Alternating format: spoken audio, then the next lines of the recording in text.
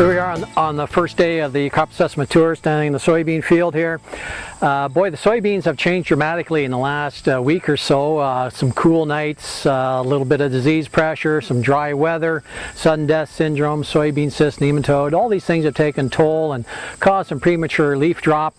And we're quite anxious to see just what the impact is on the soybean yield. And what I've got here is just a couple plants that show about the bottom 8 inches are just totally void of pods, and that would be just representative of what went on in June.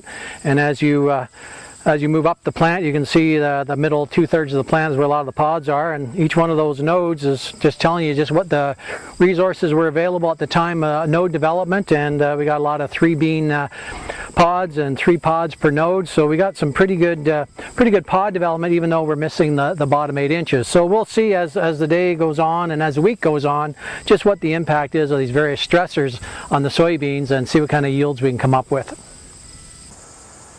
Well, it's early on in the tour. This is one of the first cornfields we've been in, just south of Thamesville. We've been worried all season about nitrogen management and retaining enough nitrogen. It's amazing how resilient these new genetics are. We seem to be faring okay in those fields that use a split nitrogen application rather than all the urea, for example, on up front. So protected nitrogen sources seem to be making a difference here. The cob here in particular, if you just look at this tip here, this is what some of the new genetics are going to show you. It's not a pollination issue or a nutrient issue, that's just genetic.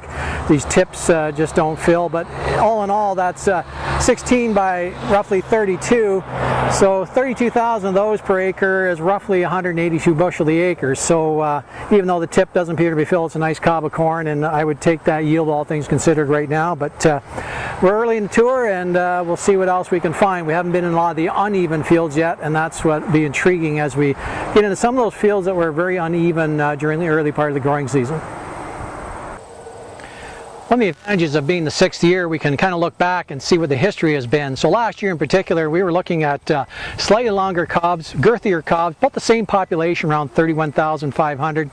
But last year, all the assessments came in saying we're looking at the milk stage. Now we're looking at the dent stage. So anything that was planted May 1st, probably going to black layer in around September 20th. It'll take a couple weeks to get down below in that low 20 for harvest. That'll go even faster if the weather stays dry.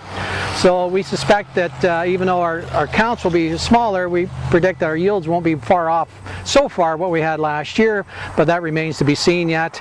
I do believe that we'll have a longer grain fill period and should have some heavier test weights by all indications. So we'll see where we end up on the tour, but just an interesting note, being able to compare to other years, and we'll see where we end up at the end of this tour.